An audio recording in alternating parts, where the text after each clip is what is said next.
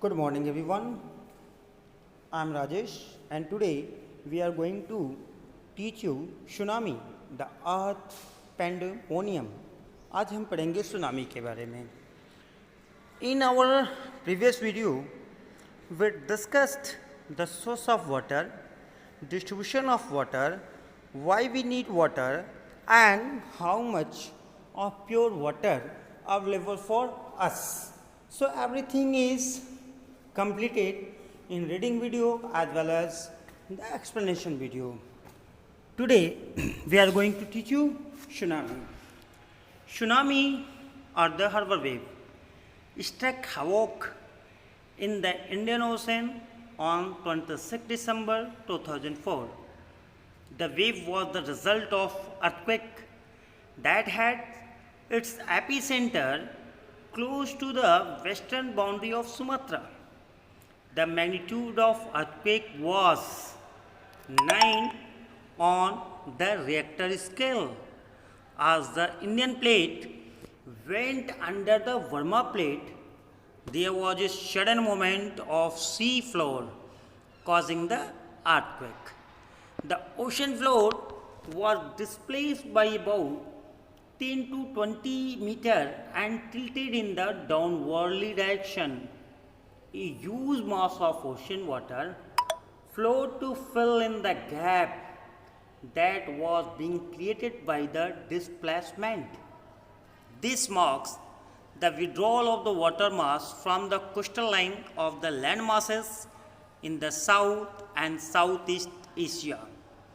After thrusting of the Indian plate below the Burma plate, the water mass rushed back towards the coastal line.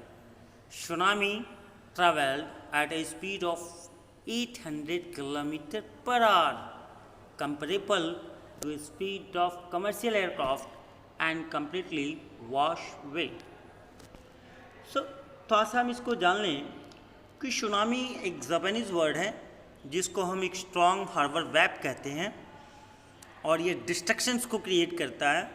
So on 26 December 2004 Indian ocean में tsunami जो है होता है and this is the result, this wave was the result of the earthquake. और ये जो waves इतनी जो हार्बर वेव्स है स्ट्रक करती है, ये जो वेव्स का रीज़न है वो है अर्थक्वेक. और इसका अर्थक्वेक का जो एपिसेंटर है वो है western boundary of Sumatra, Sumatra की वेस्टर्न बाउंड्री पे.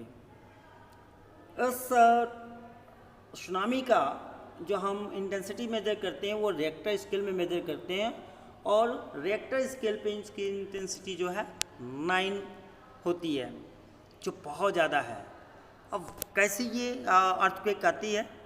तो आज the Indian plate went under the Burma plate. देखो हम अगर देखते हैं तो बहुत सारे जो कंटिनेंट्स हैं वो सभी, अगर हम मगमा और वॉल्केनिक इरप्शन वगैरह पढ़ते हैं तो आप देखो कि बताया गया है कि आपको ये प्लेट्स हैं, ऐसा एज्यूम किया गया है कि 7 प्लेट्स हैं. तो जो इंडियन प्लेट है जहाँ पे हमारी कंट्री है या और भी हमारे इंडियन सब कॉन्टिनेंट में है कंट्री, ये जो प्लेट है ये वर्मा प्लेट के अंदर चली जाती है स्लाइटली, थोड़ी सी.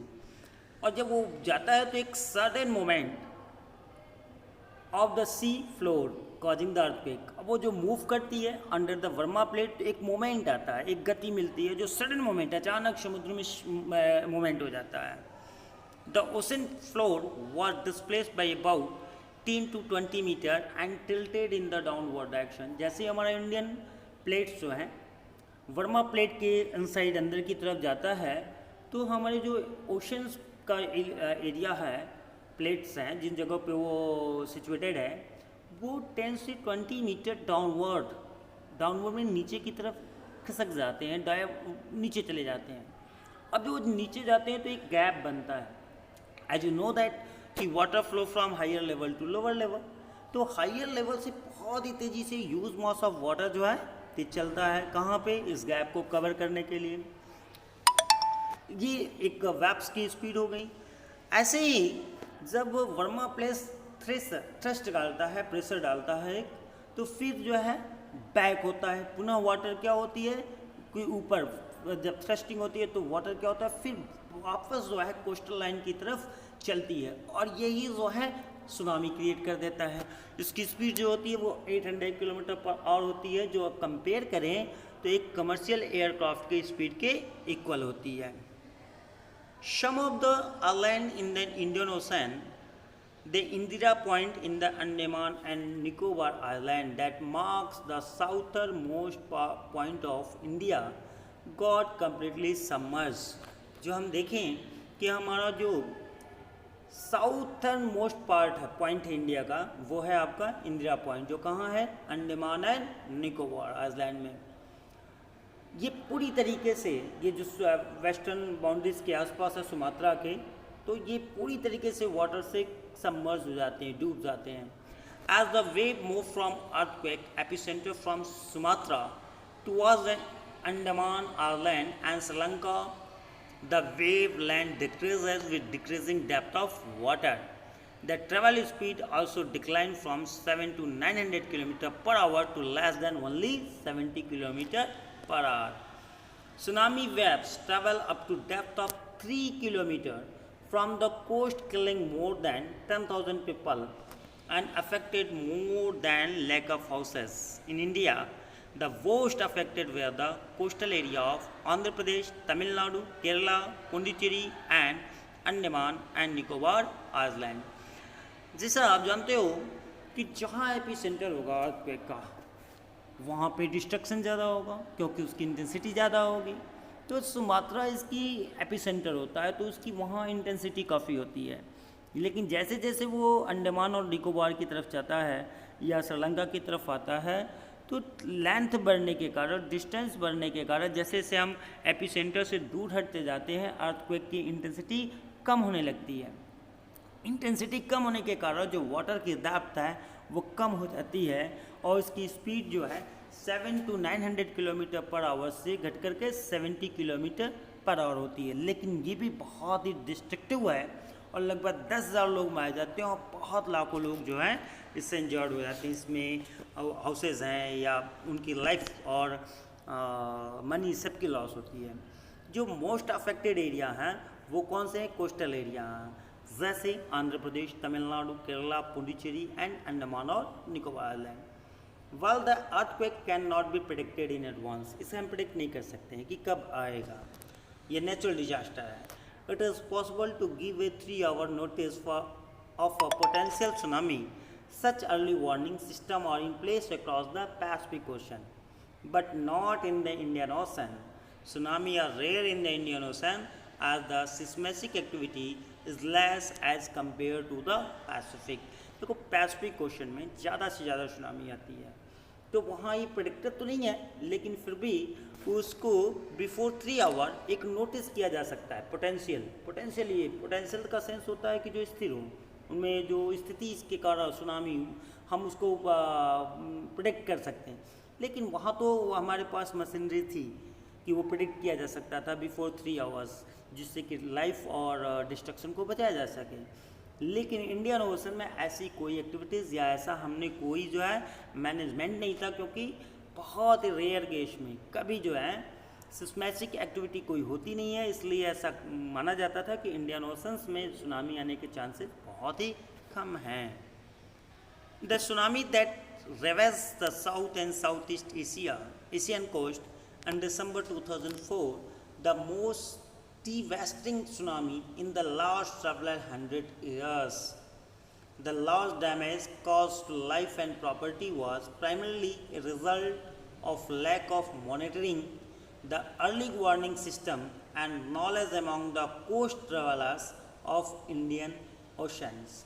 कहते हैं कि ये जो 100 लगभग विगत 100 सालों में इतनी ज़्यादा इंटेंसिटी की सुनामी पहली बार 26 दिसंबर 2004 का आई थी, और न कोई हमारे लैक ऑफ रिजल्ट ऑफ इतनी जो प्रॉपर्टी और लाइफ का लॉस होता है वो lack of monitoring, the early warning system और knowledge among the coast dwellers। वहाँ रहने वालों का जो नॉलेज कम होता है इंडियन ओशन के आसपास, ये बहुत सारे रीज़न होते हैं जो इतने सारे डिस्ट्रक्शंस लाइफ और प्रॉपर्टी को डिस्ट्रक्शन में हेल्प कर देते हैं। The first indication that tsunami is approaching is the rapid withdrawal of water from the coastal region, followed by destructive waves.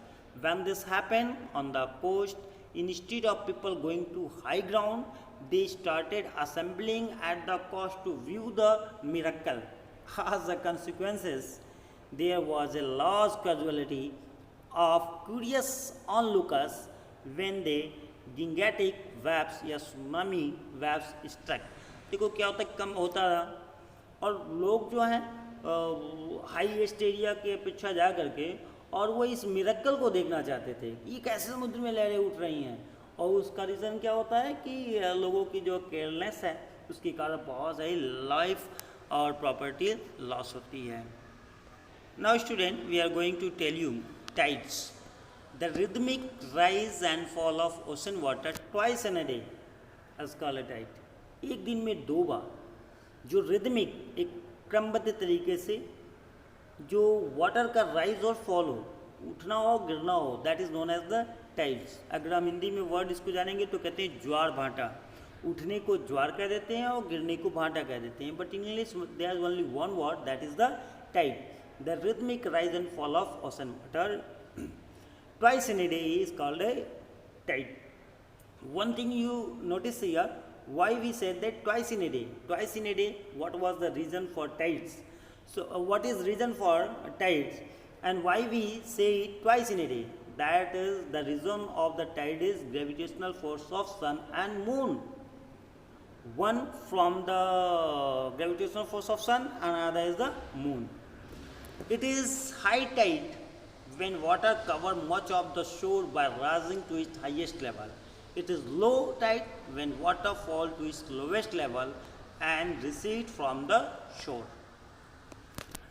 The strong gravitational pull, actually gravitational pull क्या है? तो एक force है अर्थ जो एवरी, देखो पूरी यूनिवर्सल ग्रेविटेशनल फोर्स है। अगर हम देखें न्यूटन ने जो बताया था कि every two thing attract to each other, सभी 2 चीज़ें एक दूसरे को अट्रैक्ट करती हैं, and it is directly proportional to the product of their masses and inversely proportional to the distance between them। यानी इनके मास के प्रोडक्ट के डायरेक्टली प्रोपोर्शनल होता है और डिस्टेंस के इन्वर्सली। सेंस ये होता है कि जितना ही बॉडी के मास का प्रोडक्ट ज़्यादा होगा, ग्रेविटेशनल फोर्स भी उतना ही ज़्यादा होगा। 2 ऑब्जेक्ट के बीच का डिस्टेंस जितना ही कम होगा, ग्रेविटेशनल फोर्स उतना ही कम होगा, और जैसे जैसे डिस्टेंस बढ़ेगा ग्रेविटेशनल फोर्स कम हो जाता है। तो ये जो टाइड्स हैं ये 2 कारणों से आती हैं। पहला, the gravitational force of moon and the gravitational force exerted by the sun। That is why in a day, twice in a day it happen by the sun and the moon on the earth's surface causes the tides। The water of the earth closer to the moon get pulled under the influence of the moon's gravitational force and cause high tides। चूँकि moon हमारे पास है, करीब है, सन से करीब है, तो distance कम है तो ग्रेविटेशनल फोर्स भी ज़्यादा हो जाता है। तो जैसे जो वाटर सरफेस जो है मून के नज़दीक आते हैं तो मून क्या करता है कि 2 बॉडी के बीच में अट्रैक्ट होता है, मास भी ज़्यादा है, एक अर्थ है और एक मून है, प्रोडक्ट उसका ज़्यादा है, डिस्टेंस भी कम है, सो ये हाई टाइड्स बन जाता है। यानी वाटर वेव्स जो है बहुत ही हाईएस्ट लेवल तक जाती हैं। And cause high tide during the full moon and new moon day, the sun, the moon and the earth are in the same line and the tides are highest। कहता है कि जब new moon और full moon day होता है, इस condition में आपका सन, मून और अर्थ तीनों एक लाइन में आ जाते हैं, जिसके कारण मून के ज़्यादा नज़दीक होने के कारण हाई टाइड्स क्रिएट हो जाते हैं। These tides are called, और इन्हीं हाई टाइड्स को हम स्प्रिंग टाइड्स भी कहते हैं। But when the moon is it first and last quarter, the ocean water get drawn in diagonally opposite direction by the gravitational pull of sun and the moon resulting in low tides। Low tide क्या होता है कि जब हम first या last quarter में जाते हैं मून के, जहाँ से 28 डेज में उनका साइकिल कंप्लीट होता है और एक फुल मून डे और न्यू मून डे होता है, तो quarter, first quarter and last quarter, उस कंडीशन में डायगनली जो ओशन वाटर है उसमें डायगनली हो जाते हैं, स्लैंट हो जाता है, तिरछी हो जाती है। तो तिरछी होने के कारण जो है डिस्टेंस बढ़ भी जाता है, जिसके कारण ये लो टाइड्स आते हैं और ऐसे टाइड्स को हम कहते हैं नीप Tide. High tide help in navigation. They rise the water level close the shore. This helps to ships to this helps ship to arrive also help in fish arrive at the harbor more easily. The high tide also help in fishing.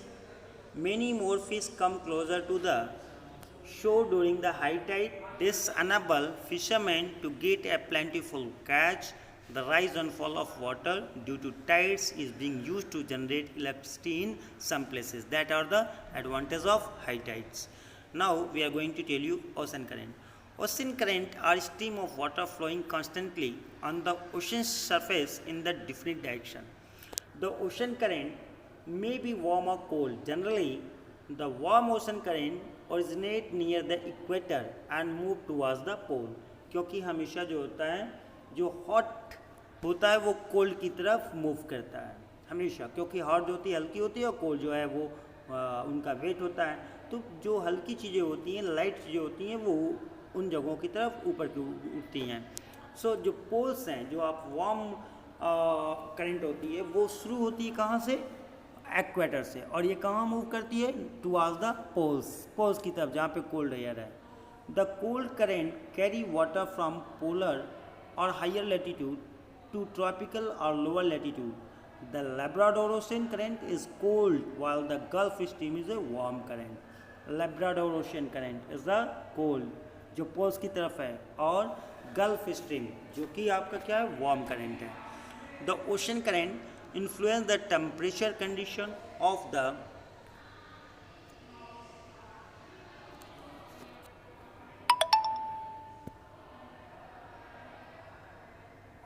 condition of the area. Warm current bring about warm temperature over land surface. The area where the warm and cold current meet provide the best fishing ground of the world. Sea around Japan and eastern coast of North America are such example.